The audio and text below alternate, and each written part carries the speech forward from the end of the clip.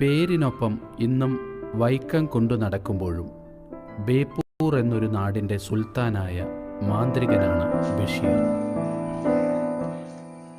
ഒരിക്കലെങ്കിലും ബഷീറിനെ വായിച്ചിട്ടുള്ളവർക്ക് ബഷീർ ഒരു എഴുത്തുകാരനല്ല. മാങ്കോസ്റ്റിൻ്റെ ചുവട്ടിലെ ചാരുകസേരയിൽ ചാരിക്കിടന്ന് വാക്കുകൾ കൊണ്ട് ചിരിയരങ്ങ് തീർക്കുന്ന, ആ ചിരിയിൽ ചിന്ത ഒളിപ്പിക്കുന്ന, അതിനിടയിൽ സങ്കടത്തിൻ്റെ നനവ് തീർക്കുന്ന ഒന്നാം തരം ഒരു കാരണവരാണ്.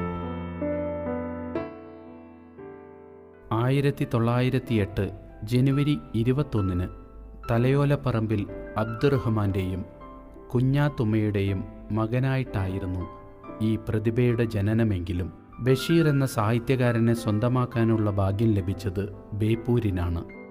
ജനിച്ച മണ്ണിൻ്റെ വേരുകൾ മാത്രം തിരഞ്ഞ് അവിടെ തൻ്റെ സർഗാത്മകതയുടെ വിത്തുകൾ പാകുന്ന എഴുത്തുകാരിൽ നിന്നും വ്യത്യസ്തനായി എത്താനാവുന്നിടത്തോളം സഞ്ചരിച്ച് തൻ്റെ വേരുകൾക്ക് കോഴിക്കോടിൻ്റെ നനവാണ് എന്നറിഞ്ഞ് അവിടെ കൂടുകൂട്ടിയ എഴുത്തുകാരനായിരുന്നു അദ്ദേഹം.